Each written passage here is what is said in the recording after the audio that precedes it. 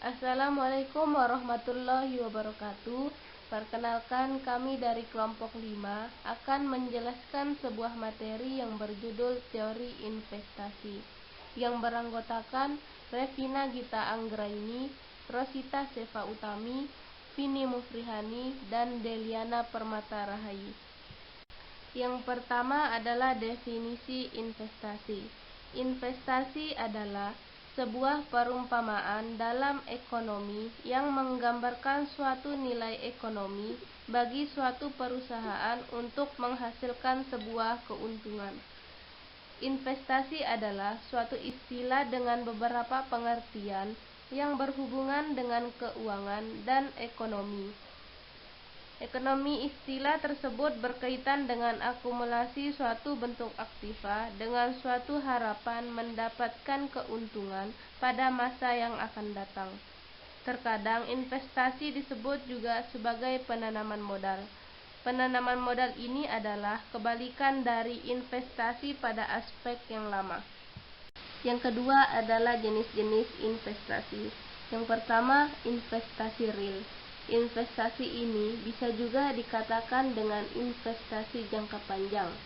Investasi real adalah aset fisik atau aset berwujud yang berupa rumah, tanah, dan emas.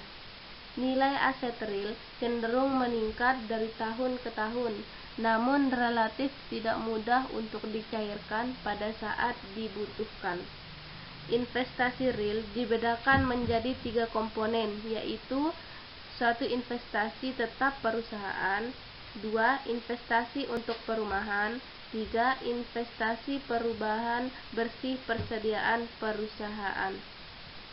Adapun yang harus dipertimbangkan lebih utama jika akan mengambil suatu investasi real, yaitu yang pertama dengan melihat tingkat suku bunga pinjaman yang berlaku pada saat ini. Yang kedua, melihat pada tingkat pengembalian barang modal pada saat ini. Dan yang ketiga, melihat prospek proyek investasi. Dan jenis investasi yang kedua adalah investasi finansial.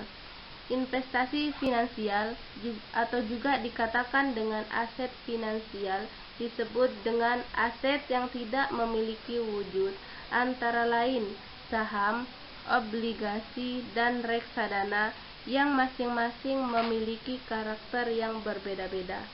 Semakin tinggi potensi imbas hasilnya, maka semakin tinggi pula resikonya. Aset finansial relatif lebih mudah dicairkan saat dibutuhkan dibandingkan dengan aset real. Yang ketiga adalah pelaksana investasi. Adapun pelaksana investasi adalah yang pertama, pemerintah atau lebih dikenal dengan public investment. Pemerintah umumnya dilakukan tidak dengan maksud untuk mendapatkan keuntungan, tetapi tujuan utamanya adalah untuk memenuhi kebutuhan masyarakat atau nasional, seperti jaringan-jaringan jalan raya, irigasi, rumah sakit, dan pelabuhan-pelabuhan. Public investment ini sering juga disebut sebagai investasi otonom. Jumlah seluruh penghasilan yang akan dibahas yaitu investasi yang besarnya tidak tergantung pada suku bunga dan pendapatan nasional, akan tetapi pada faktor-faktor lain. Yang kedua adalah swasta, atau lebih dikenal dengan private investment, adalah jenis investasi yang dilakukan oleh swasta dan ditunjukkan untuk memperoleh pendapatan atau laba dan didorong oleh karena adanya pertambahan tingkat suku bunga. Yang ketiga, pemerintah dan swasta. Pemerintah dan swasta adalah investasi yang dilakukan di luar negeri atau lebih dikenal dengan foreign investment. Yang keempat adalah pendekatan nilai sekarang. Pendekatan nilai sekarang atau jumlah seluruh penghasilan yang akan dibahas ada di masa depan, besarnya itu dinilai dari investasi yang dikeluarkan perusahaan untuk menjadi dasar perhitungan suatu investasi untuk mendapatkan keputusan yang benar.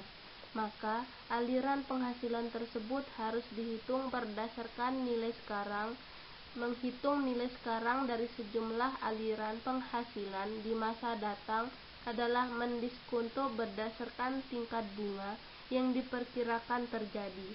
Secara sistematis, pendekatan nilai sekarang dapat dihitung dengan rumus yang tertera di bawah ini. Yang kelima adalah kapasitas produksi nasional, KOR dan IKOR. Pertama, peran investasi terhadap kapasitas produksi nasional. Investasi adalah aktivitas ekonomi, baik penambahan faktor produksi, misalnya pada faktor produksi modal, maupun yang berupa peningkatan kualitas faktor produksi.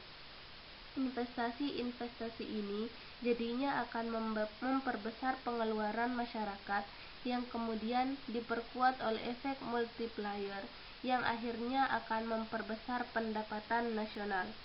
Yang kedua, masalah KOR dan IKOR merupakan suatu alat atau yang banyak dipergunakan dalam teori tentang pembangunan ekonomi. KOR adalah suatu angka yang menyatakan perbandingan rasio antara besarnya investasi dan modal dengan besarnya hasil produksi nasional. Pernyataan KOR dapat dirumuskan sebagai berikut, yaitu KOR sama dengan K dibagi dengan Q. Yang ketiga, IKOR. IKOR digunakan bila mana yang diperbandingkan itu merupakan tambahan investasi dengan tambahan pendapatan, sehingga diperoleh rumus sebagai berikut. IKOR sama dengan delta K dibagi dengan delta Q. Yang terakhir adalah teori akselerasi antara hubungan pendapatan nasional dengan investasi. Teori akselerasi merupakan teori investasi yang didasarkan pada hubungan yang rigid atau kaku di antara jumlah barang modal atau capital stock dengan tingkat pendapatan nasional yang dapat diciptakannya. Menurut teori ini, rasio di antara nilai stok modal dengan nilai produksi yang dapat diwujudkannya adalah tetap. Sekian presentasi dari kelompok kami. Apabila ada kata-kata yang kurang berkenan, mohon dimaafkan. Sekian dan terima kasih. Assalamualaikum warahmatullahi wabarakatuh.